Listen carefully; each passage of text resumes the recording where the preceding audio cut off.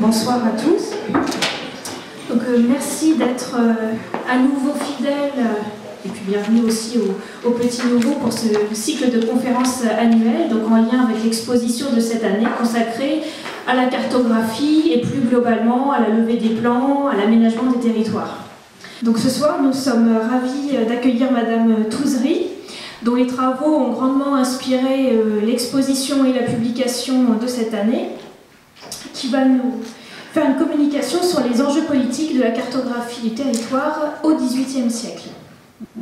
Deux autres dates de conférences sont prévues, le 27 mars avec la Chambre des géomètres experts de l'Oise, donc sur leur mission, sur les aspects techniques de l'établissement des plans et toujours sur l'aménagement du paysage, et le 26 juin sur l'apport des nouvelles technologies dans la cartographie avec l'ancien directeur adjoint de la communication de l'IGN.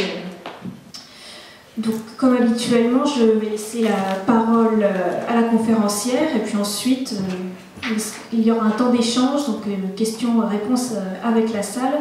Les micros circuleront pour que tout le monde puisse entendre donc, vos remarques et observations. Voilà, bonne soirée.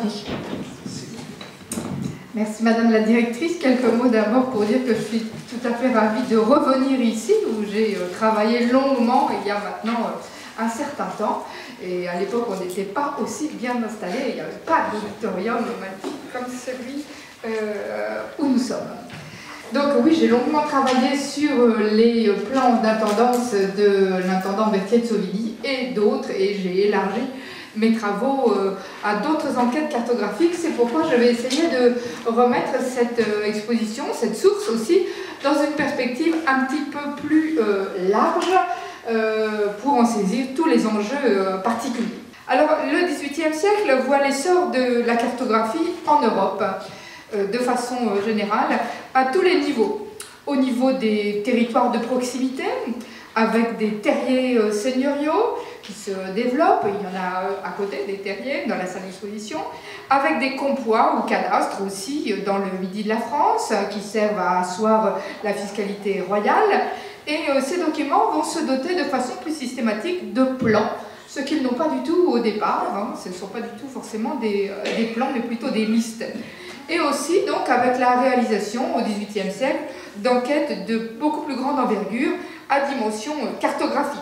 Par exemple, celle diligentée par l'administration des ponts et chaussées sous Louis XV dans une politique d'aménagement du territoire et routier de très grande ampleur.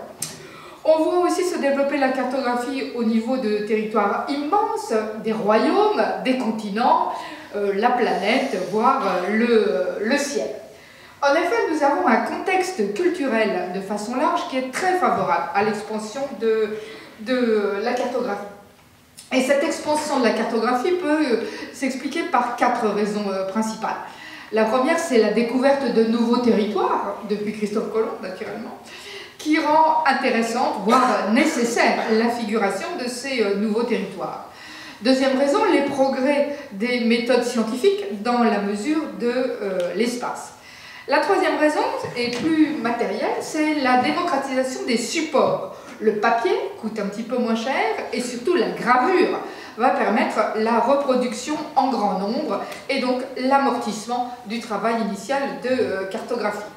Et par voie de conséquence, on va avoir la naissance d'un public très friand de tout type de documents cartographiques. On a une culture de la géographie qui se développe dans des produits divers, des globes que l'on achète pour mettre chez soi. Alors là, celui-là, évidemment, c'est les globes de Coronelli de Louis XIV qui ne tiennent pas dans toutes les pièces, mais enfin, on peut avoir des globes plus petits quand même. Des cartes murales, des atlas, des jeux pédagogiques qui vont faire place dans les collèges jésuites ou autres à la carte. Des cartes itinéraires dans les guides de voyage, et puis la carte apparaît aussi en littérature, comme par exemple la très célèbre carte du Tendre dans l'ouvrage de Madeleine de Scudéry, Clélie, ou encore, à la même époque, un petit peu plus tard, la carte de Lilliput dans les voyages de Gulliver de Swift, 1726. En attendant, la célébrissime carte de l'île au trésor, mais ça, c'est quand même nettement plus tard.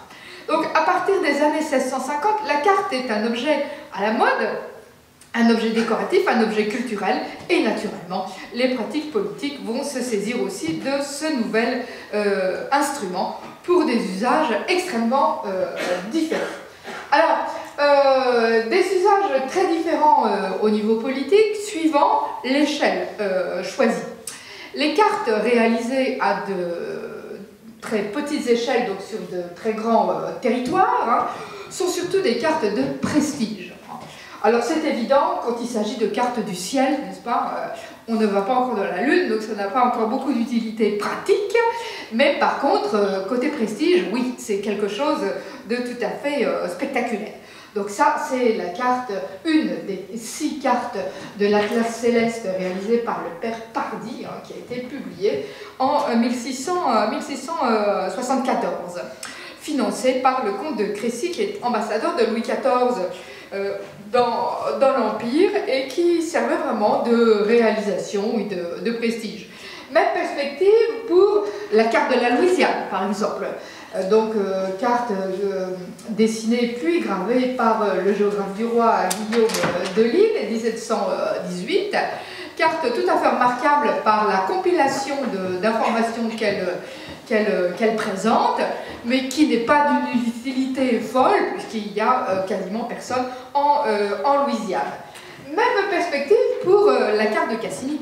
La carte de Cassini, qui est levée donc sur une cinquantaine d'années, et au bas mot, elle commence en 1756, publication de la première feuille, celle de Paris et celle de Beauvais, elles sont toutes les deux publiées la même année, sur les deux premières.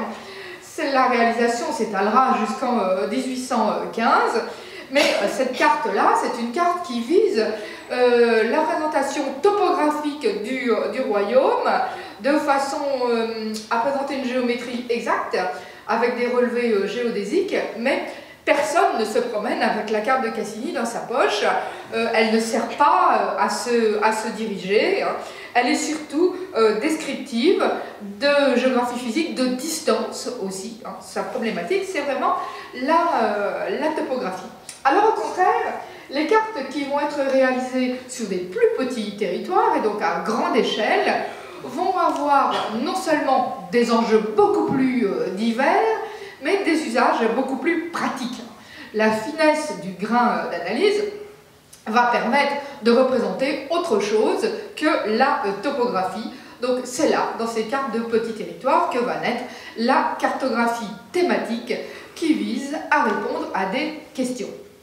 Alors, ces questions, elles sont multiples, on peut essayer de présenter plusieurs cas d'application. Alors, curieusement, dans le domaine militaire, il ne semble pas que les cartes soient un outil fondamental avant Napoléon. On fait des cartes, mais on fait des cartes pour garder la mémoire du déroulement d'une bataille et pas pour gérer l'avant-bataille.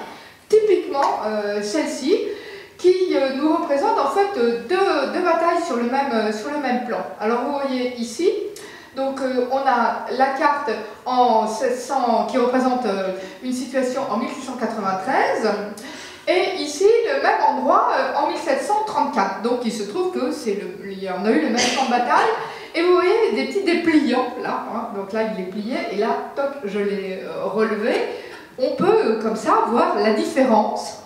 Et ça sert finalement à former les militaires. Donc c'est un document pédagogique, un document de mémoire, mais ça n'est pas un document de gestion opérationnelle sur le territoire. Et les officiers généraux se servent peu de ces documents. On a une anecdote fort amusante qui est rapportée par un biographe de Frédéric II, donc roi de Prusse, Jean-Charles de Lavaux, donc il écrit en français, et il évoque justement l'ignorance des généraux de Frédéric II, qui est pourtant quand même un grand maître tacticien. Alors il nous raconte l'histoire d'un général qui va chez un libraire pour acheter des cartes de géographie. « Quelle carte veut monsieur le général ?» dit le libraire. « Des cartes générales ou des cartes particulières ?»« Eh, butor !» s'écria l'officier, « je suis général, et tu me demandes quelle carte je veux ? Des générales, entends-tu ? Des générales !» Et donc l'auteur de conclure, au commencement du règne de Frédéric, il y avait dans son armée beaucoup de ses officiers à carte générale et encore beaucoup, quelques-uns, à la fin. Donc en revanche, les cartes sont utilisées a posteriori pour organiser les conquêtes, organiser la distribution des terres par les conquérants ou leur attribution à une puissance étatique, et ça fonctionne depuis les Romains. Autre domaine où on va viser des utilisations plus pratiques, les cartes nautiques, pour éviter les naufrages. Alors les cartes nautiques, elles sont désormais imprimées, contrairement aux fameux portulans du XVe siècle et avant, qui sont tous des cartes manuscrites uniques. Donc là, on va produire aussi des cartes plus systématiques. Celle-ci, donc le Neptune français, c'est tout un recueil de cartes qui a été réalisé à l'initiative de Colbert, même si c'est paru bien après, enfin une dizaine d'années, la mort de Colbert. Donc 29 cartes des côtes d'Europe, de la Norvège jusqu'à Gibraltar, qui ont été réalisées par des savants de l'Académie des sciences, par des hydrographes. Mais comme notre général de tout à l'heure, ces cartes ont été assez mal accueillies par les officiers de marine, qui ne trouvaient pas très utile d'en faire l'acquisition. Le ministre de la Marine, Jérôme de Pontchartrain, était extrêmement mécontent, donc pour obliger ses officiers à acheter ces cartes, il en a retenu le prix sur leur solde. Mais preuve de la qualité de cette réalisation, il y a eu la même année de la parution, tout de suite une édition contrefaite par les Hollandais, qui étaient jusque-là les seuls, quasiment, producteurs de cartes utiles à la navigation. Mais le domaine où cette cartographie thématique va se développer le plus, c'est la fiscalité.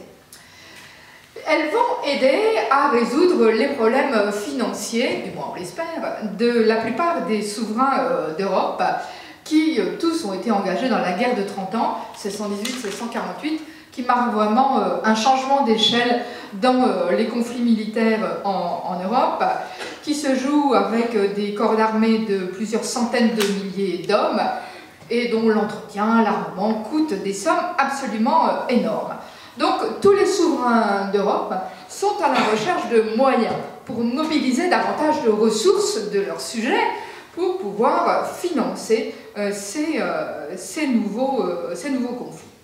Donc le grand objectif du XVIIIe siècle, à la sortie de ces grands conflits du XVIIe qui laissent la plupart des pays d'Europe exsangues, le grand objectif va être de se doter d'outils qui vont permettre d'apprécier les capacités contributives des royaumes.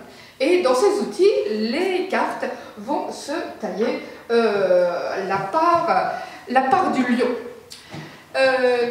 En France, la grande tentative va être faite par Louis XV au milieu du XVIIIe siècle avec un projet de cadastre général du royaume qui est lancé en 1763.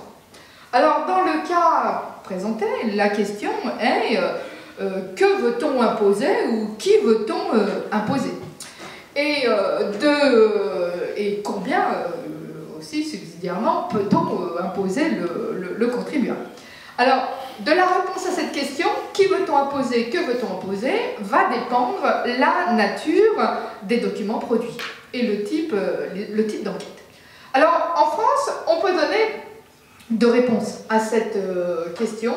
Qui et que veut-on imposer? En impôt direct, j'entends. En impôt direct, on peut imposer soit les revenus des personnes taillables, et c'est le régime dit de la taille personnelle, donc qui concerne sur la carte que vous avez devant vous, toutes les zones qui sont en aplat. Donc dans ces zones-là, les taillables, ce sont... trop vite. Ce sont les personnes roturières. Sont exemptés les nobles et le clergé, et puis les exemptés ayant un privilège d'une autre manière. Au contraire, dans le sud du royaume, grosso modo, les régions en hachure horizontale, donc massivement Dauphiné, Languedoc, Provence, pays d'État pyrénéen, l'impôt direct, la taille, depuis qu'elle est née dans le cœur de la guerre de 100 ans, n'impose pas les personnes roturières, mais les biens qui ont été classées un jour, quelque part, dans les années 1300, comme des terres roturières. Alors, on ne fait pas la même chose dans les deux situations. Depuis la guerre de 100 ans, la taille s'est levée sans carte, sans difficulté. Et elle est rentrée. Elle est rentrée donc, avec des modalités différentes, donc suivant ces types de pays. Alors, petit récapitulatif, d'abord, tous les impôts directs d'Ancien Régime sont des impôts de répartition. C'est-à-dire que le roi décide, il me faut telle somme, et ensuite on répartit sur l'ensemble des sujets. Donc l'énorme problème, c'est que le roi ne sait absolument pas combien il peut demander, car il n'a aucune idée du produit intérieur brut du royaume, pour parler en termes contemporains. Et donc voilà comment ça se passe. Tout en haut, au sein du conseil, le roi fixe le montant de la taille, donc c'est son nom le plus générique, pour tout le royaume, et on expédie dans le royaume à chaque intendant de généralité d'élection son brevet détaillé, à lui, son brevet particulier, en lui disant, intendant de Paris, vous, c'est 5 millions de taille. Et alors avec les pays du sud du royaume, les pays d'État, c'est pas à l'intendant qu'on l'envoie, mais c'est aux États, justement, aux assemblées d'État, qui vont essayer de négocier un petit peu ce qu'on va appeler localement le don gratuit, mais c'est la même chose. Ensuite, je descends d'un cran, il faut faire la répartition, on dit à l'époque le département, entre les élections qu'on appelle dans les pays d'État des diocèses civils, qui sont les héritiers, tous les deux, hein, des diocèses ecclésiastiques et avant des cités romaines. Dans les élections, Généralité de Paris, hein, la répartition est d'abord faite, vous voyez, 1500 à 1650, par un organisme collégial qu'on appelle le Bureau des Finances, qui est composé d'officiers royaux, propriétaires de leur charge, et puis à partir du milieu du XVIIe siècle, c'est l'intendant de la province qui va prendre en charge cette tâche avec ses subdélégués. Et lui, ce n'est pas un officier, c'est un commissaire du roi. Donc, très grosse difficulté, et donc dans les pays d'État, ce sont les États provinciaux qui s'en servent. Très grosse difficulté que de faire cette répartition, parce que si le roi n'a pas d'informations sur l'état de son royaume, l'intendant n'en a pas tellement non plus d'outils statistiques pour faire une bonne répartition entre les paroisses, ce coup-ci, de sa compétence. Donc il cède avec son subdélégué, je suis dans la ligne verte, ou aussi avec les élus qui sont les membres du tribunal de l'élection, du bureau des finances, chacun ayant ses informations acquises sur le terrain par ce qu'on appelle les chevauchés, des tournées d'inspection pour voir quel est l'état des récoltes, de façon un petit peu, pas forcément mal faite, mais en tout cas chacun a ses critères, de façon un petit peu aléatoire. Et puis ensuite, donc ça débouche sur le tableau de répartition et on envoie à chaque paroisse, au syndic, au maire, au consul, les noms sont variables, la somme que chaque paroisse doit payer. Et là, l'administration s'arrête. L'administration, vous voyez, j'ai mis un gros trait rouge. L'administration monarchique ne rentre pas dans la paroisse. Les habitants sont absolument libres de faire la répartition entre eux comme ils veulent. Mais ils ont une obligation, c'est de payer. Donc c'est liberté contre obligation de payer, donc le système étant solidarité entre tous les habitants, le fort portant le faible. Hein. Donc il faut qu'ils s'arrangent pour faire une répartition convenable entre eux, de façon à ce que la somme soit payable. Mais l'administration ne se mêle absolument pas de cette répartition. Par contre, s'il y a eu un accident grave, climatique, un orage de grêle par exemple, on peut donner des diminutions, et là c'est l'administration qui s'en charge. Alors, ça se passe au sein de cette négociation finale, au sein de l'assemblée d'habitants, hein, sous la conduite du syndic, du maire, et par arbitrage, hein, entre les facultés, comme on dit à l'époque, de chacun.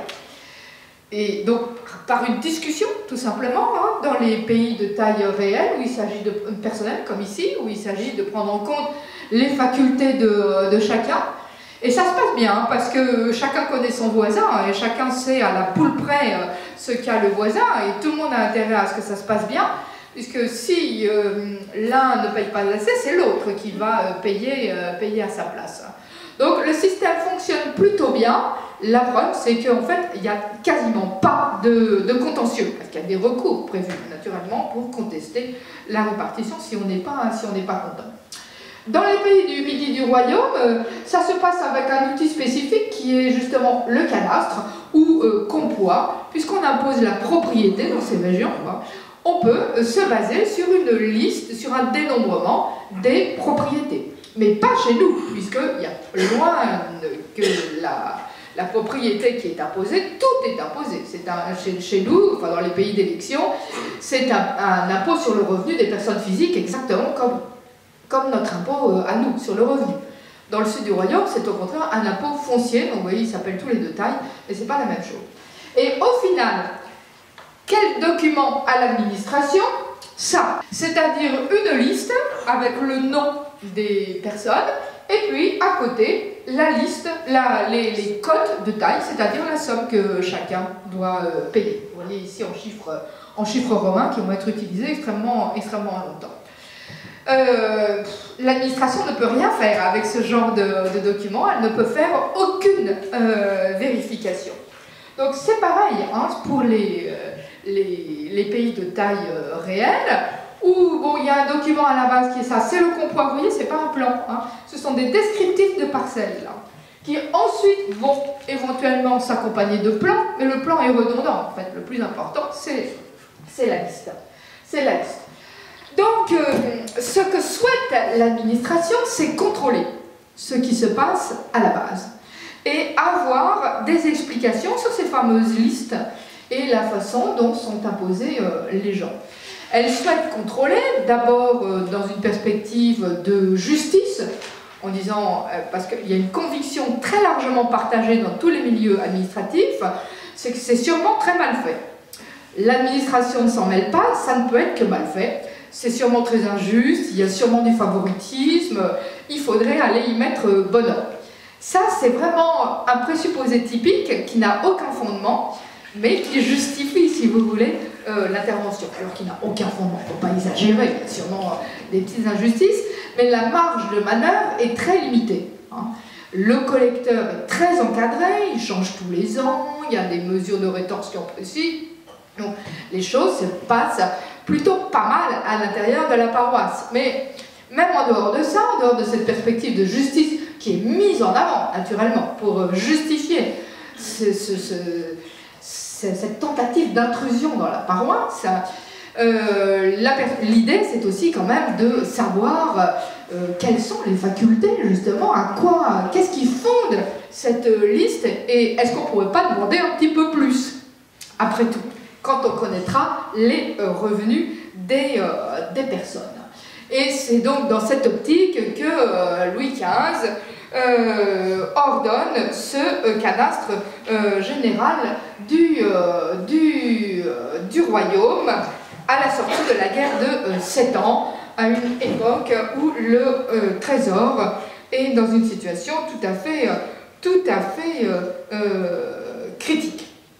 Alors, c'était une initiative tout à fait ambiguë, puisque finalement on n'avait pas le même genre d'impôt au sud et au nord du royaume. Donc du coup, les réactions vont être tout à fait différentes, suivant qu'on est en pays de taille réelle, impôt foncier sur la propriété, ou suivant qu'on est en pays de taille personnelle. Alors dans les pays de taille réelle, la situation fut réglée très rapidement. Ils ont dit qu'ils n'étaient pas concernés, c'est-à-dire les États provinciaux, les États de Languedoc, les États de Provence, toutes les assemblées provinciales qui existaient dans ces pays, on dit qu'ils n'étaient pas concernés, puisque de toutes les façons, ils avaient déjà des compois qui, justement, dénombraient la propriété, chose que demandait de faire le cadastre royal. Et donc la technique a été de faire le mort pour éviter ce projet. Projet tout à fait redoutable et qui avait bien perçu comme tel les administrations provinciales des pays d'État. car c'était une chose d'avoir un document géré localement, le comptoir, qui est fait à l'intérieur de la paroisse, de la commune, qui n'en sort pas, qui n'est connu que des habitants, et d'avoir un cadastre réalisé par l'administration monarchique qui va mettre sous les yeux du roi, de l'intendant, les capacités contributives de tout un chacun. Et là, il n'en est pas question. Il n'en est pas question, tout le monde se doute bien que c'est la porte ouverte, évidemment, à des impositions beaucoup plus considérables, et dans un régime de monarchie absolue, où il n'y a rigoureusement aucun contrôle sur rien du tout, le taillard n'entend pas se laisser faire. La crainte est d'autant plus fondée que la plupart des monarchies d'Europe font la même chose à la même époque. Donc ce que craignent les taillards, c'est ça. Vous voyez, ça, c'est un cadastre qui a réussi, donc qui a été fait en Italie, dans le royaume de Naples, qui existe bel et bien. Vous voyez ce que ça donne. Donc c'est un document absolument considérable qui dénombre les capacités de chaque individu dans le royaume de Naples. Il y a un précédent, donc. Ils craignent ça aussi, c'est la même chose, donc à la même époque, cadastre du Grand-Duché du Luxembourg, impulsé par l'impératrice Marie-Thérèse, vous voyez. Donc là, c'est un dépôt, il y a d'autres dépôts, mais c'est une enquête considérable. Vous voyez, alors ça, c'est tous les documents produits. Donc en tout, il y en a 20 documents produits par paroisse pour tout dénombrer. Le nombre d'habitants, les propriétés, les animaux, etc. Et aboutir au final à la position de l'individu. Autre cas d'enquête de très grande ampleur, dans un autre genre, si vous voulez, les gens voient ça, voient ce que l'administration est capable de faire. La grande enquête des ponts et chaussées que tout le monde est en train de vivre dans le royaume, c'est-à-dire 3000 plans, vous voyez, 65 volumes, hein, et donc tous réalisés de façon extrêmement professionnelle, systématique, qui permettent des comparaisons et donc très, très opérationnelles. Encore pire, le cadastre de la couronne de Castille, bien conservé au jour d'aujourd'hui, vous voyez, 80 000 volumes, hein, là aussi, avec une déferlante administrative incroyable. Et c'est ça que redoutent les gens. Hein. Alors, un petit échantillon de cette déferlante administrative. Donc, tous les administrateurs des couronnes européennes communiquent les uns avec les autres, s'échangent des projets. Chacun sait ce qui se fait chez les autres. Alors, vous voyez, décrets, formulaires, exemplaires, des échantillons de couleurs, des modèles d'interrogatoire, des modèles de réponse, des tableaux récapitulatifs. Hein. Voilà, un autre tableau rempli, des cartes, hein, des totaux, bien sûr. Hein. Donc c'est ça qui est vraiment redouté. Le changement d'échelle, c'est quelque chose qui met dans un autre monde. Hein. Et cette administration monarchique du XVIIIe siècle, c'est plus du tout une administration littéraire, on va dire. Hein. Elle est organisée, elle a des méthodes et elle sait produire des outils qui sont efficaces. Donc, autant ne pas passer sous ces fourches codines-là. De surcroît, pour le sud du royaume, on commence à mettre en question la pertinence d'un dénombrement des propriétés. Parce que ça va déboucher sur une imposition de la propriété. Or, si à Paris, dans les milieux physiocratiques, c'est le nec plus ultra, l'imposition de la propriété, parce que les physiocrates réfléchissent et disent finalement c'est le propriétaire qui a le revenu net, c'est lui qu'il faut imposer et pas les exploitants, enfin il y a tout un raisonnement. Mais dans les pays qui le vivent, par exemple le Languedoc, on commence à trouver que c'est de moins en moins bien, parce que tous les autres revenus échappent à l'impôt. Et par exemple au Languedoc, il y a une activité extrêmement importante qui est la transhumance ovine et l'élevage. Donc. Et vous avez tous ceux qui font cette activité-là qui ne payent sur rien du tout. Parce qu'ils font du profit sur justement la transhumance, sur la tonte des moutons, et puis ça, c'est pas de la propriété. pas de propriété foncière. Donc ils échappent à l'impôt. Donc c'est pas forcément si formidable, si formidable. Alors dans les pays de taille personnelle, donc ici, l'édit de 1763 pose encore plus de questions. Alors, j'ai raté oui, j'avance. Pose encore plus de questions parce qu'en pays de taille personnelle, justement, l'imposition n'est pas sur la propriété. Et elle est surtout sur les roturiers, mais surtout sur leur propriété, sur leur exploitation, sur leur industrie et même sur les maisons. Il y a une taxe d'habitation, la taille d'occupation, donc surtout. Alors, que va-t-on faire? L'article 5 de l'édit est quand même assez clair, dit « Voulons que les paroisses puissent répartir aussitôt après sur le pied du dit dénombrement, donc dénombrement des biens, leur taille, imposition qui en tiennent-le et autres accessoires, bon, sans comprendre la capitation, d'accord, mais le 20e, oui. Voulons pareillement que les premiers, second 20e et les dessous pour livres, etc., puissent être répartis sur le pied des dits de dénombrement. » Alors, question, est-ce qu'on va changer de régime fiscal? Abandonner toute la taille personnelle pour passer en régime de taille réelle? C'est pas impensable, c'est pas impensable. Il y a eu des précédents, le 10e de Nicolas Desmarais 1710 ou le 20e de Machaut d'Arnouville 1749 ne portent que sur les revenus de la propriété. C'est pas impensable. Mais alors, quid des privilèges de personnes? Est-ce qu'on va les remettre en question?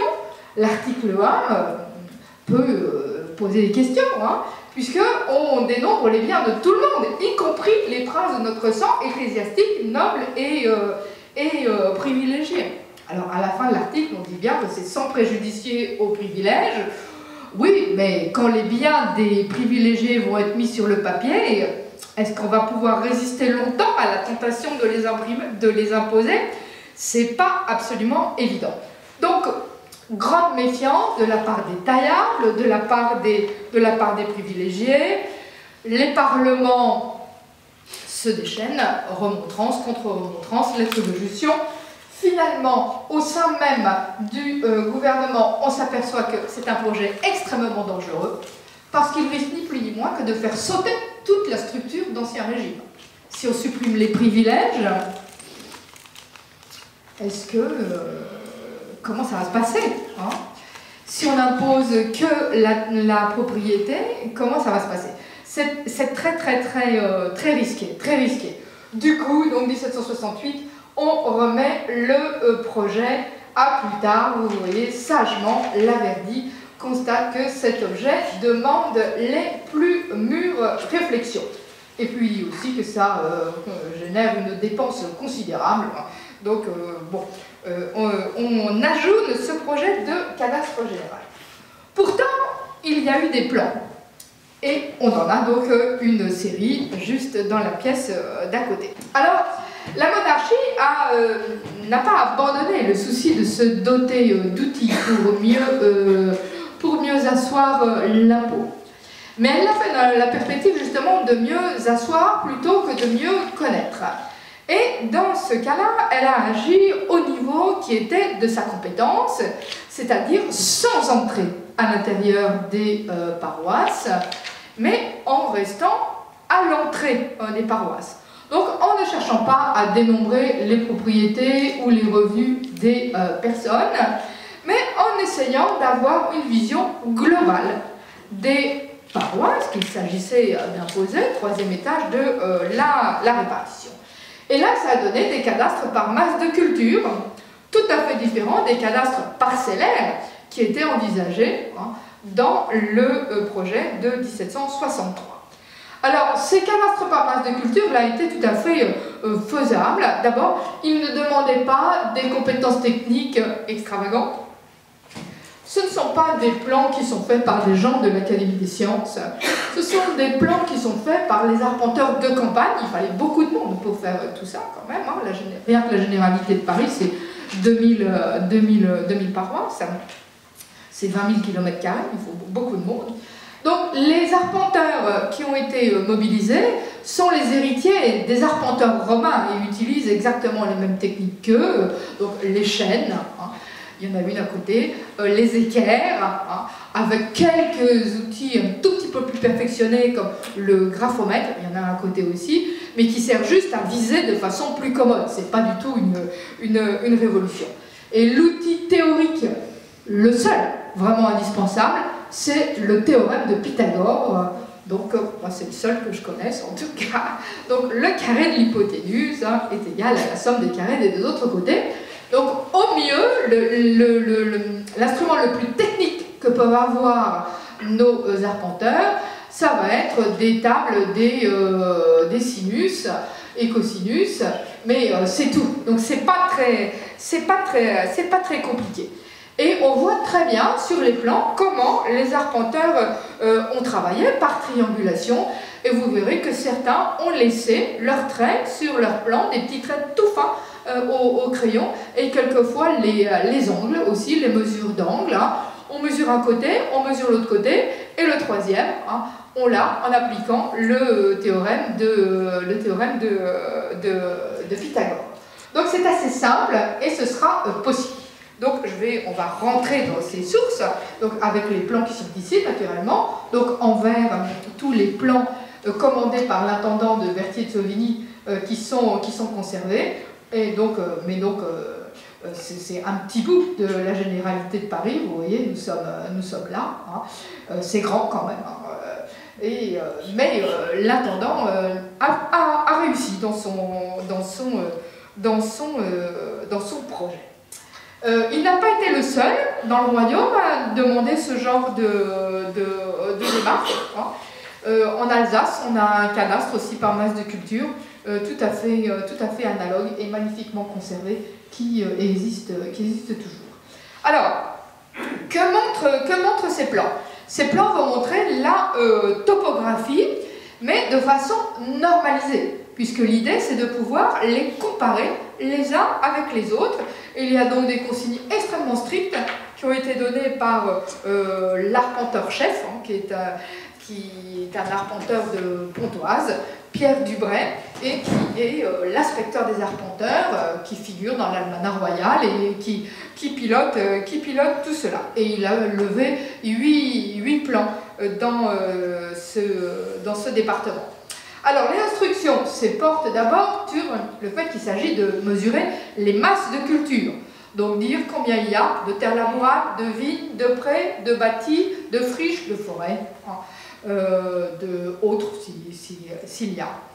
Et donc, de les mesurer, d'avoir des chiffres, et ensuite de les localiser sur un plan avec des figurés précis. Donc là, vous voyez, le jaune, c'est la couleur des vignes. Hein. Le marron, alors ici on ne voit pas très bien, ici c'est du marron, en marron clair, ce sont les terres labourables, là où on voit, là par exemple, je reviens là, ce sont des terres labourables. Vous avez ensuite le vert tendre, ce sont les prés, ici, là, voilà, aussi, là, voilà. Et vous avez le vert dit triste, comme là, ce sont les forêts. Et donc le rouge, c'est le bâti. On représente aussi les cours d'eau, hein, qui ne sont pas forcément en bleu, comme vous le voyez là, on ne les voit pas forcément très bien du coup, puisque vous voyez l'Oise, elle est ici, hein. Là, la rivière d'Oise, elle est là, tout à fait au sud. En bas du plan, les routes aussi, et puis quelquefois les points hauts, tout ça à une échelle homogène, hein, il y a des instructions, c'est levé au 6 millième. Pas de consigne pour le relief, donc les arpenteurs font un peu ce qu'ils veulent, et certains essaient de donner un effet de relief. Vous voyez, ici c'est en donnant des effets d'ombre, hein, pour souligner les pentes. Il y a impérativement une rose des vents, car le nord n'est pas forcément en haut de la carte. C'est tout à fait variable. Ça dépend de la forme de la paroisse et donc de la meilleure façon de la disposer sur la feuille de papier. Alors, quel est le format des plans? ils utilisent massivement des feuilles prédécoupées, donc à des formats standards. On ne dit pas un 4 et tout ça, là c'est format raisin, demi-raisin, double raisin, enfin, ce sont des formats standards. Et quand la paroisse est trop grande et qu'elle ne tient pas, on fait des collages. Alors vous voyez, mais donc ça s'accompagne d'un procès-verbal d'arpentage qui est en fait l'essentiel. Le plan, c'est un instrument redondant. C'est pour confirmer ce que dit le procès-verbal d'arpentage. Alors dans le procès-verbal d'arpentage, d'abord l'arpenteur décrit ce qu'il a fait. Je suis arrivé à telle heure, à tel endroit, j'ai vu le maire qui m'a emmené et nous avons commencé par l'église, on a suivi le chemin d'un tel, on a traversé, et il décrit tout son circuit, ce qui est un instrument aussi de vérification. Et à la fin, il donne ses totaux de ces mesures, on les trouve sur les plans, on les trouve aussi sur les procès-verbaux d'arpentage. Il donne ses totaux, éléments stratégiques, dans la mesure du roi et dans la mesure du lieu. Parce que ce n'est pas forcément la même. On est dans un univers météorologique extrêmement divers. Hein. Dans la généralité de Paris, vous avez une soixantaine de mesures de surface différentes. Donc il faut absolument dire quelle est la mesure utilisée. Il faut d'autant plus le dire qu'il y a un nom générique massivement répandu, c'est arpent. Mais sous cet arpent, vous avez des variations extrêmement grandes. Le plus petit dans la généralité de Paris fait 28 arts et le plus grand il va faire 56 arts. Donc évidemment, il faut définir la mesure, dire combien de perches elle contient, combien de pieds il y a dans la perche, combien de pouces il y a dans la perche éventuellement. Alors ici, vous voyez, coup de chance, la mesure locale ne s'appelle pas arpent, elle s'appelle mine et elle est subdivisée en verges. Donc, on donne les totaux dans deux unités. L'unité du roi, c'est l'arpent d'intendance, qui fait 22 pieds pour perche, et justement, il fait 51 arts, qui va permettre de tout contrôler, qui va permettre de comparer la documentation dans son ensemble, en ayant le même langage. C'est tout à fait indispensable, et pour nous autres historiens, c'est extrêmement pratique, évidemment. Vous voyez un format atypique, à Maurienval, on a rajouté des bouts de papier, hein, et c'est le casse-tête chinois pour les archivistes, évidemment, de plier ça. Ici, vous voyez, utilité de la rose des vents, hein, vous avez l'Est qui est à gauche, ici, l'Orient, et au contraire, l'Ouest est à droite. Hein. Et il n'y a pas vraiment de haut, il n'y a pas vraiment de bas, on lit l'écriture dans tous les sens. Donc, utilité de la rose des vents. Là, vous voyez, le nord est en bas, à Brasseuse. Hein. Donc, nos usages qui sont évidents ne sont pas du tout systématiques. Là, au contraire, le nord est à droite. Hein.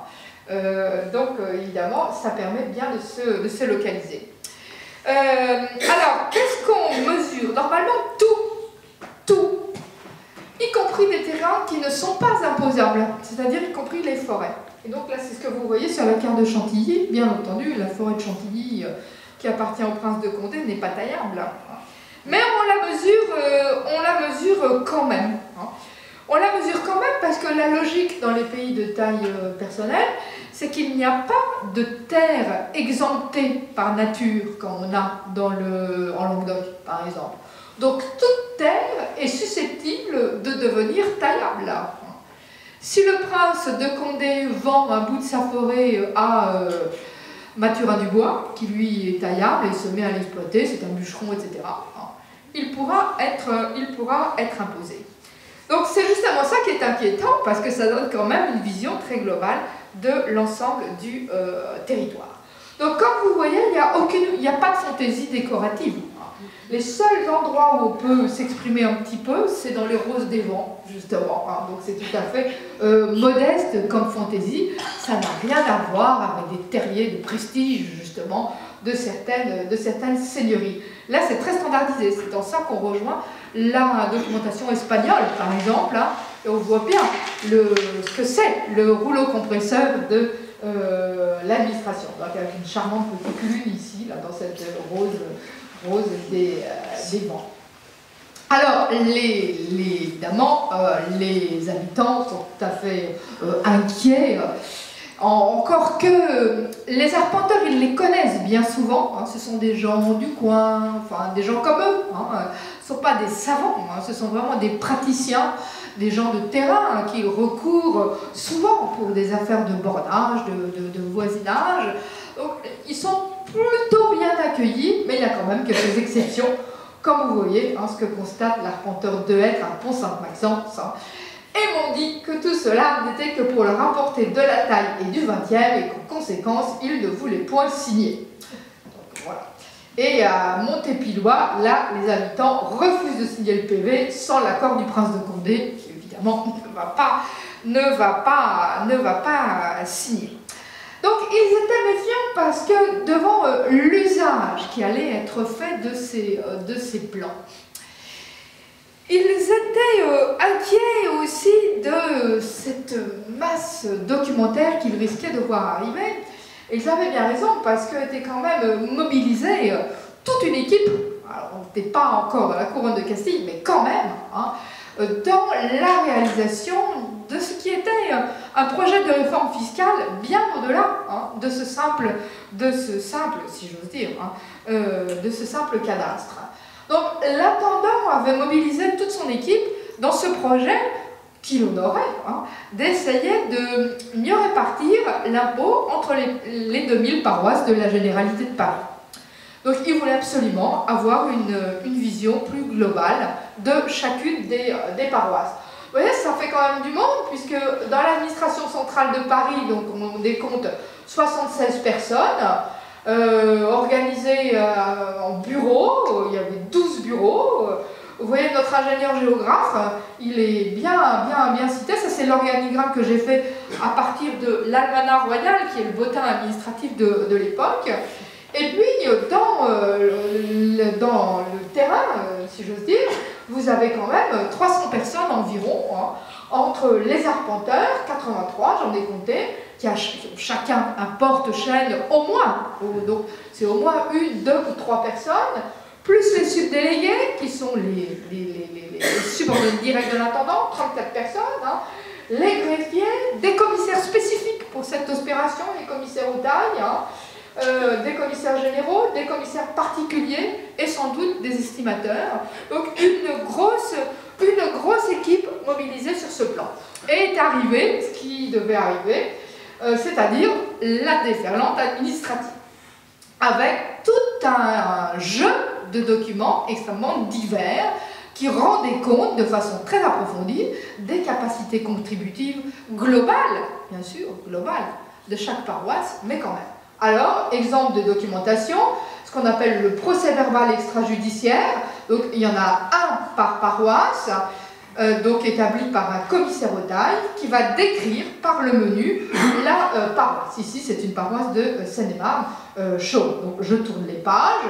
Vous voyez, il y a des tableaux préimprimés hein, qu'on remplit avec l'estimation des biens, première classe, deuxième classe, troisième classe. Ensuite, il y a des renseignements sur la situation de la paroisse, si elle est près ou loin du chef-lieu, de la rivière, des routes, s'il y a un marché, etc. Les dîmes, sur quoi elles portent, est-ce qu'elles sont fortes ou pas, quel est leur tarif. Et puis même, on dénombre, vous voyez, ça c'est tout à fait extraordinaire, les biens des privilégiés. Et là, nominativement. Donc, ils ont du souci à se faire, eux aussi, avec leur nom, qualité, demeure et la nature des biens-fonds qu'ils possèdent dans la paroisse. Des documents récapitulatifs, hein, par paroisse aussi, magnifique tableau aussi, bien cadré, hein, il y a des modèles de tout ça, hein, qui détaillent les capacités, qui débouchent sur des classements des fameuses paroisses, des tableaux, qui sont approuvés normalement par les syndics des paroisses, qui vont déboucher sur un taux d'imposition global de la paroisse, donc qui va permettre à l'intendant d'équilibrer. La paroisse qui a moins de capacité, on va l'imposer un taux moyen moins fort. Et donc, c'est très sophistiqué, puisque les taux sont très raisonnés, hein, les taux moyens. L'intendant prévoit même une progressivité. C'est extraordinairement inventif hein, comme projet.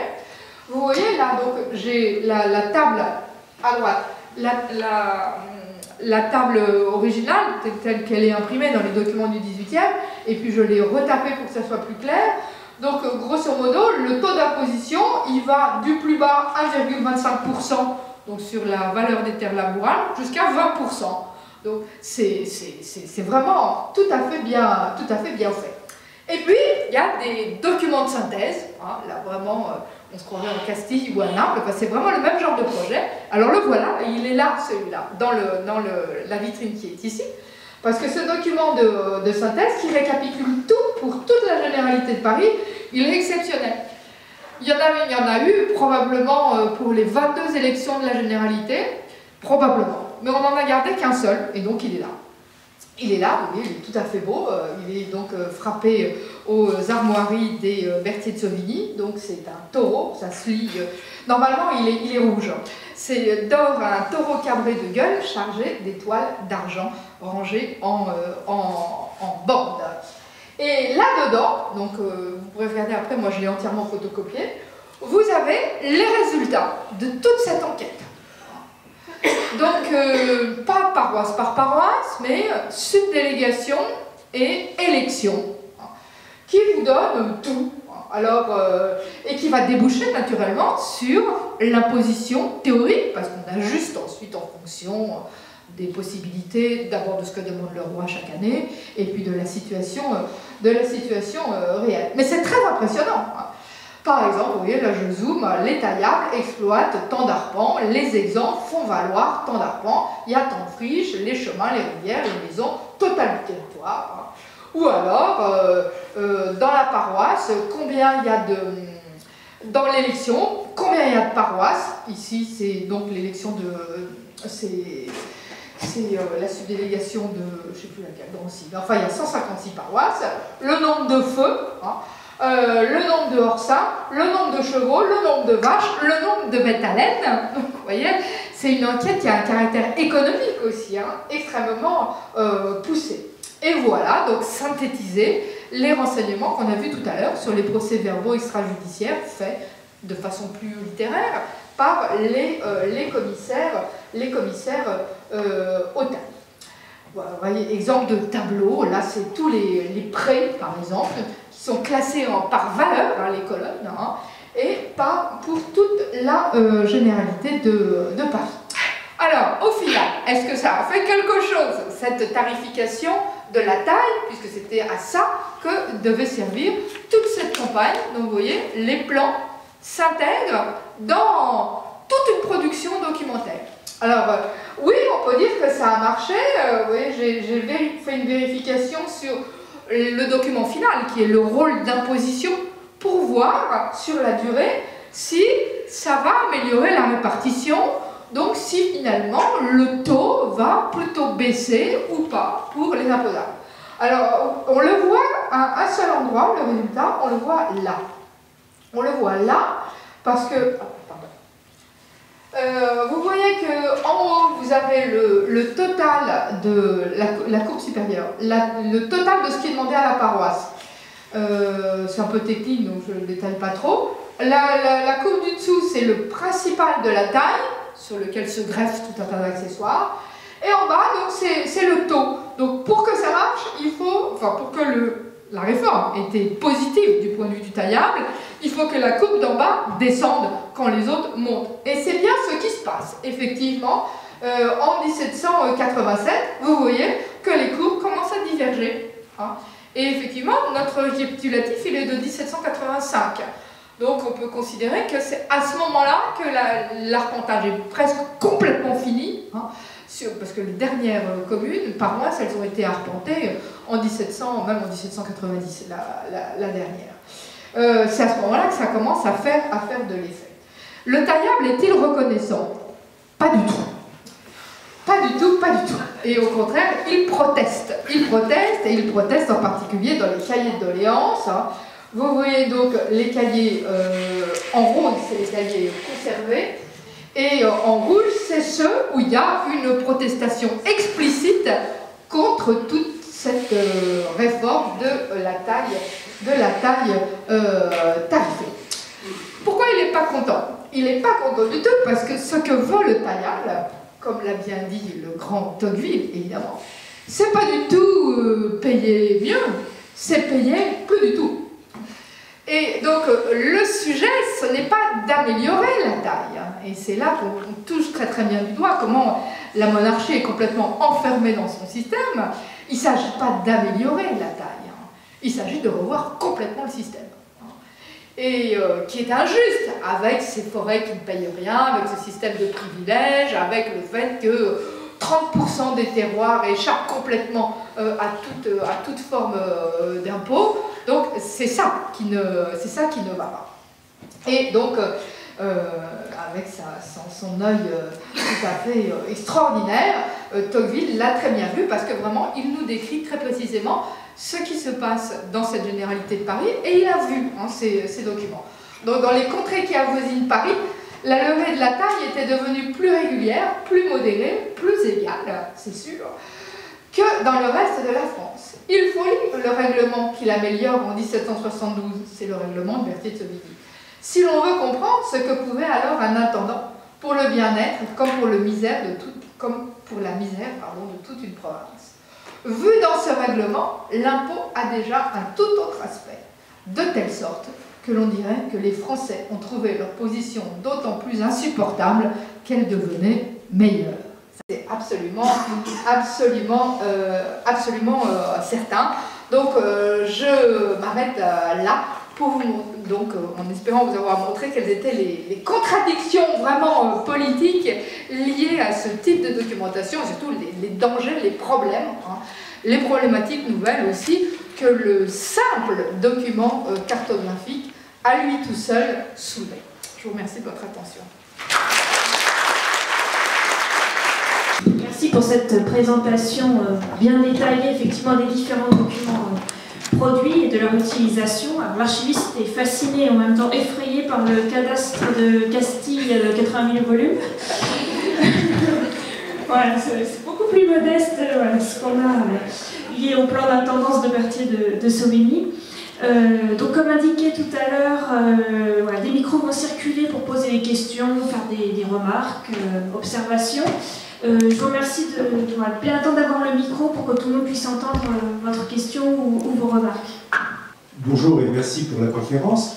J'aimerais bien savoir quelle est la différence qu'il y a entre les plans terriers et les plans que vous avez montrés, donc de masse de culture.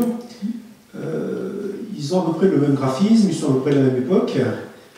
Alors, mais par contre, il n'y a pas les comment s'appelle les sommes hein, sur les plans terriers. Alors un plan terrier, c'est pas fait par la même personne. Les plans terriers, déjà, c'est un document seigneurial. C'est un document seigneurial. Donc commandé par un seigneur à l'intérieur pour gérer son domaine, sa seigneurie. Donc il y a, comme pour les compois, qui sont des documents royaux, qui servent à gérer la fiscalité royale, les terriers ont commencé par être, comme le nom l'indique, des dénombrements de terres, des listes. Des listes et où on dénombrait d'abord les redevables, en fait. Hein. Ça sert à ça. Donc il y a une correspondance, ça peut être... Il y a des présentations qui sont différentes. On peut entrer soit par des parcelles, soit par des individus, soit, encore une troisième entrée, par des types de taxes. Parce que le terrier sert à dénombrer les droits seigneuriaux. Hein, et donc le seigneur ne veut pas que ça se perde, et il faut périodiquement, et surtout quand on vend une seigneurie, on refait un terrier, théoriquement, on doit le refaire. Donc vous avez des listes que ensuite, au XVIIIe, justement, avec l'essor de la cartographie, on va compléter avec des plans. Donc j'en ai montré un, il me semble. Non, c'était un plan de compois, mais ça ressemble tout à fait. Hein. Donc c'est ça, c'est en fait, oui, ça ressemble. C'est la logique, c'est la source, c'est l'autorité productrice qui n'est pas la même. Donc là, moi j'ai parlé de plans qui émanaient de l'autorité monarchique. Hein. Et le terrier se fait à l'intérieur d'une seigneurie. Ça peut être une seigneurie ecclésiastique, ça peut être un bourgeois, mais c'est un domaine privé, si vous voulez. Et c'est pas pour gérer la fiscalité d'État. Voilà, c'est la grosse différence. bonsoir. J'ai vu que dans votre exposition, il y avait un plan de l'ANISEC, enfin 2 plans d'ailleurs. Alors, j'imagine que suite à l'explication que vous venez de donner, il y en a un qui est un plan terrier et l'autre qui est un plan de masse qui a été réalisé à peu près à la même époque.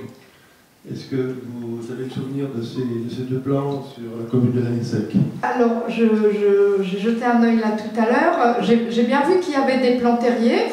Donc, c'est tout à fait judicieux parce que l'exposition présente des plans de type différents, justement, pour pouvoir les confronter. Je ne me rappelle plus comment est le plan terrier de l'Annie Le Sec. Je vois bien comment est le plan d'intendance, parce qu'ils ont tous le même profil de toutes les façons. Donc je ne me rappelle plus s'il est parcellaire, mais peut-être que les gens qui ont fait l'exposition l'ont dans l'œil. Oui, c'est un plan qui est d'ailleurs noté comme étant de 1660, mais il y a un commentaire en bas pour préciser qu'il est vraisemblablement de 1777. Ah oui, oui, parce que il y a des plans au milieu du XVIIe siècle, mais c'est encore rare quand même. Mais bon, il peut y avoir une exception, mais ça se développe quand même plutôt la toute fin du XVIIe et le XVIIIe siècle.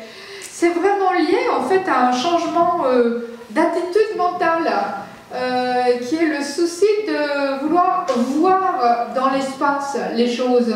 Et c'est pas automatique, hein. C'est pour ça que j'ai cité le cas général de Frédéric II, qui lui, il n'a pas besoin de carte. Ça paraît, pour nous, ça nous paraît assez étonnant pour gérer des choses qui sont des déplacements ou autres, mais c'est pas systématique. Et pendant des siècles, effectivement, on a fonctionné dans une logique de liste. Donc la carte arrive relativement tardivement. J'apporte la précision concernant l'ANISEC. Le plan qui est annexé correspond spécifiquement au bien de la commanderie. Donc c'est pour ça que, notamment sur les parcelles qui appartenaient à la commanderie, on trouve la croix de Malte qui permet de les repérer visuellement très facilement. Et donc il y a à la fois un plan pour le village et puis d'autres séries de plans pour l'ensemble des terres qui sont réparties sur l'ensemble de la paroisse.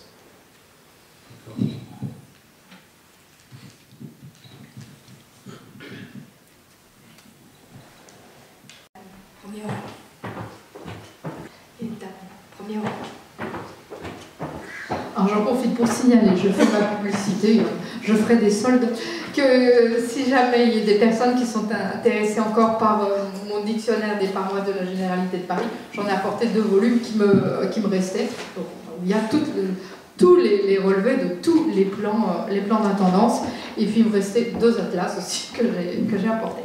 Voilà. En plus, je voudrais vous demander à partir de quand le cadastre a été réalisé en France et dans l'Oise, il me semble que c'est 1829. Oui, alors là, le cadastre, quand on dit le cadastre, c'est le cadastre napoléonien parcellaire, c'est celui sur lequel on vit toujours. Alors, Napoléon, ça n'a pas été si facile que ça. On a commencé par ordonner un cadastre général par masse de culture sous le directoire, dans la logique de ce qu'on vient de voir là. Et puis, comme la fiscalité avait complètement... elle avait complètement changé. Oui et non. Elle était restée de répartition. Donc c'est pour ça qu'on s'est dit, on va faire un cadastre par masse de culture, parce que finalement, l'administration avait toujours le même problème, et elle l'aura jusqu'en 1918. 1918, naissance de l'impôt sur le revenu, avec les déclarations, et à ce moment-là, l'État ne dit plus « je veux tant », il va nous imposer à nous un pourcentage, vous payez tant, tel pourcentage. Donc on change de logique. Mais jusque-là, le problème numéro 1 de l'administration, c'est bien de dire « bon, voilà, il me faut 60 millions, il faut que je répartisse ».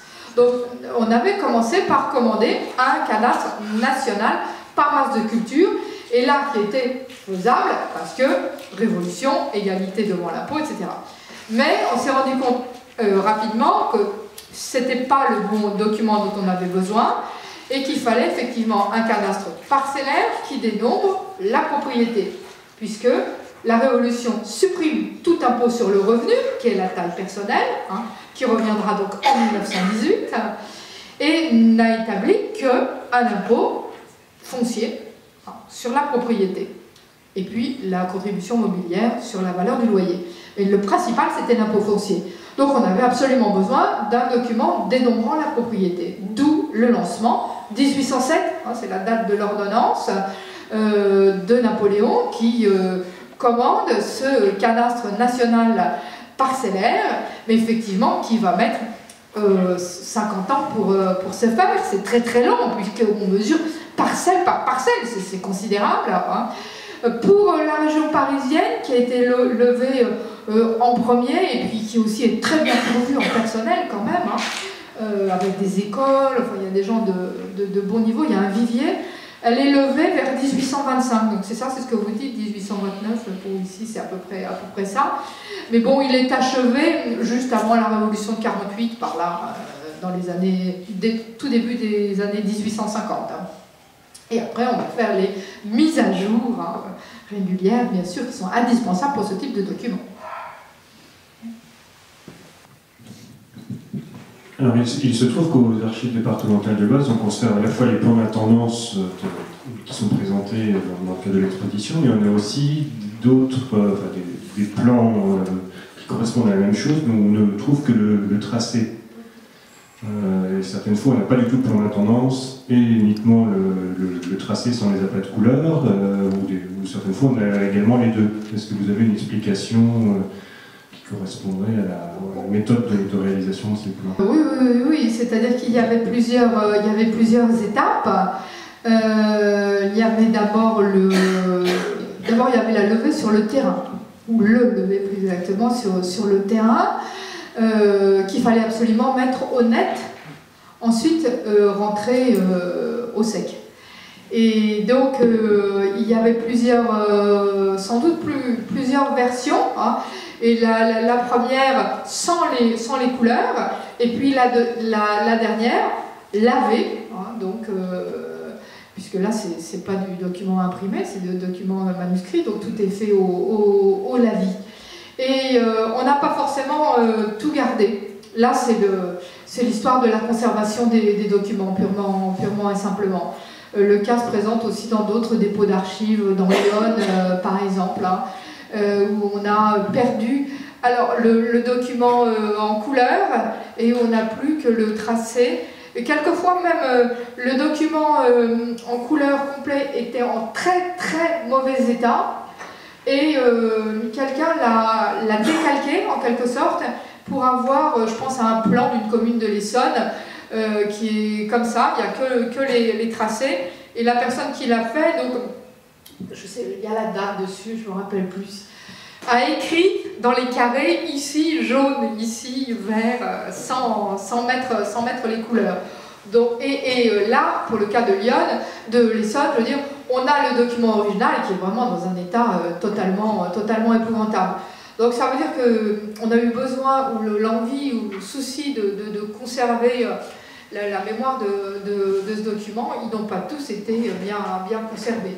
Et puis il y a eu aussi là j'ai vu le cas, quelques arpenteurs qui s'en sont servis pour faire le cadastre napoléonien, qui se sont fait réprimander, hein, parce que ça ne devait pas être... il fallait faire des levés nouveaux, et puis c'était pas la même logique normalement. Là, les ont-ils gardés par devers eux aussi? Ça peut expliquer quelquefois des disparitions. Je pense que c'est une histoire de conservation. Donc on peut avoir plusieurs étapes du document, et puis donc un souci de garder une trace quand le document a été vraiment très abîmé. En ce qui concerne le tracé des plans, est-ce qu'il y a eu à partir d'une certaine époque l'obligation qu'ils soient orientés, donc nord-sud comme on les connaît maintenant, et à partir de quand? Alors, l'usage s'implante progressivement, et ça va être obligatoire. Alors, c'est obligatoire qui peut dire que c'est obligatoire? C'est décrété obligatoire par l'État dans des grandes campagnes de levée de documents nationaux. Donc, par exemple, pour la carte dite d'état-major, qui est au 80 millième, qui est levée dans la deuxième moitié à partir des années 1860, je crois, c'est obligatoire. Et là, ça fait partie des instructions. Et ensuite, l'usage gagne tout le monde. Mais au départ, ça n'a rien de systématique, comme vous l'avez vu. Oui, bien sûr.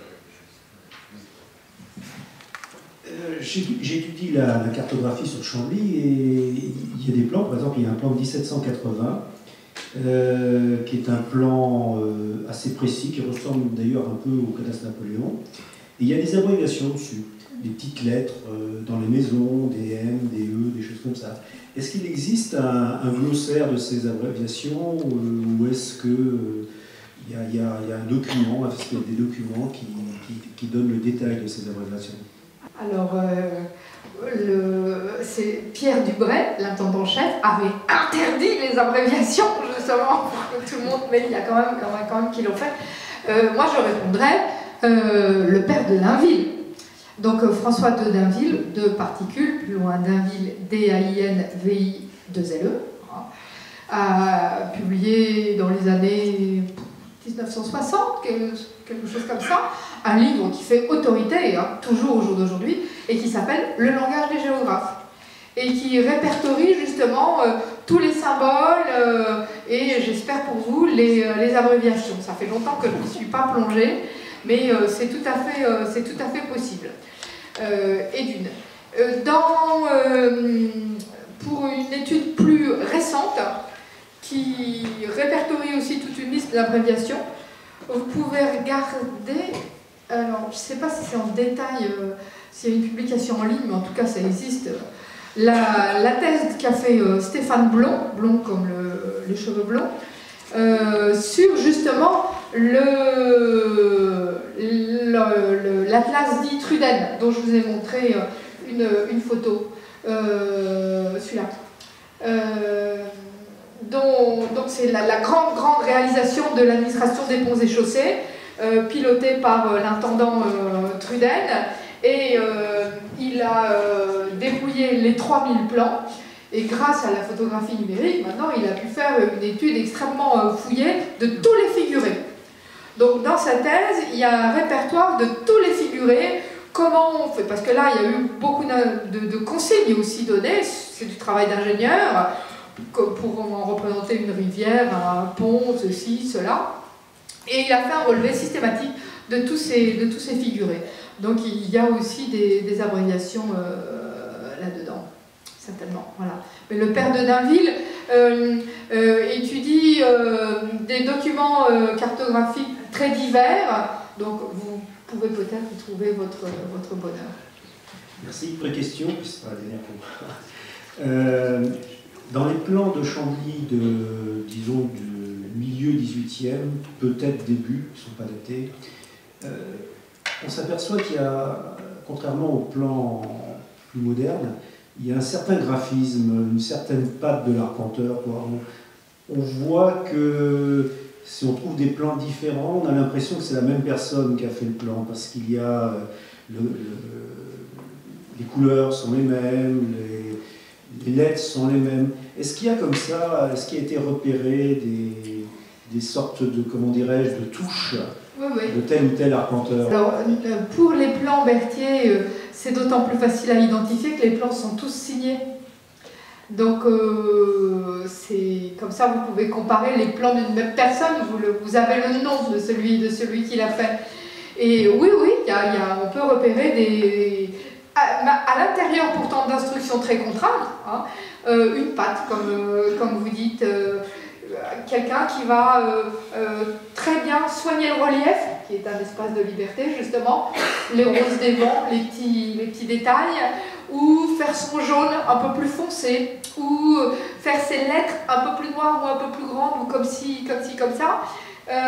Alors, de mon temps, si j'ose dire, il n'y avait pas la photographie numérique, qui a tout changé. qui fait que maintenant, si vous voulez, quand les chercheurs, vous peut-être, vous pouvez photographier très facilement tous vos plans. Et donc ensuite, sur votre ordinateur, les comparer les uns avec les autres. Tandis que moi, les plans, je les ai tous vus un par un. Donc, j'ai jamais pu les confronter les uns avec les autres. Hein. Voilà. Mais chose que pouvaient faire les archivistes, eux. Et donc, aux archives départementales des Yvelines, ils avaient fait, il y a longtemps, c'était à la fin des années 90, une exposition assez comparable à la vôtre, justement. Et ils avaient, le conservateur qui avait fait ça, avait justement mis en valeur ça, des styles de tel ou tel arpenteur. Et lui, il pouvait aller dans des pots, tout, par mois.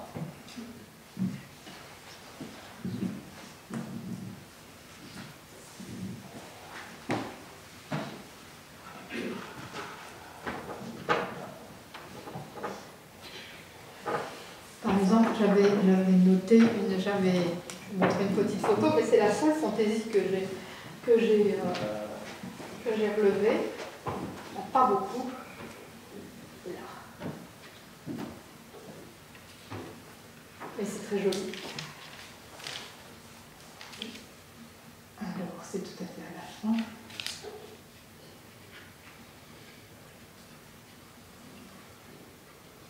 Voilà. Donc, vous voyez, c'est un arpenteur qui s'appelle, c'est Cottard, voilà, Nicolas Cottard, arpenteur royal. Alors, c'est pas grand, hein, là j'ai énormément zoomé sur le plan, ça fait 10 cm, hein, c'est tout petit. Et donc, vous voyez comme il a fait ce très très joli cartouche, là, avec les armes de la couronne en haut, les fleurs de lys, et puis en bas, donc, le taureau, justement, les armoiries des Berthier de Sauvigny, qui est rouge, à ce coup-ci.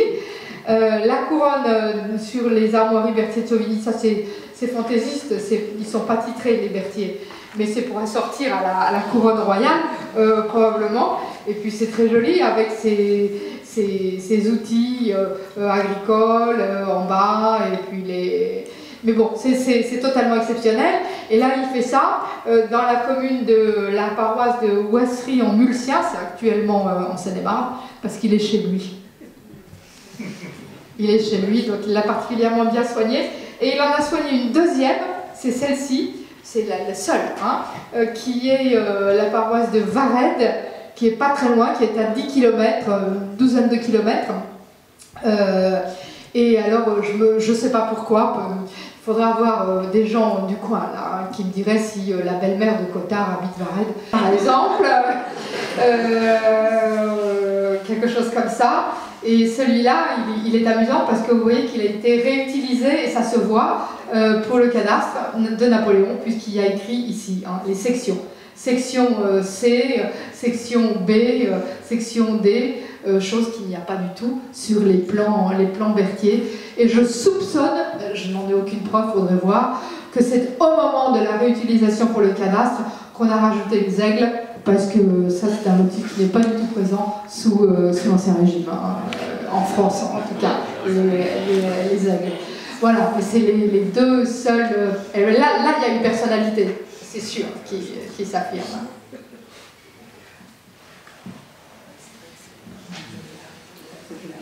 Non, bah écoutez, je vous propose de conclure sur ces deux beaux cartouches. Encore merci pour cette présentation de ces beaux plans et du contexte de leur levée.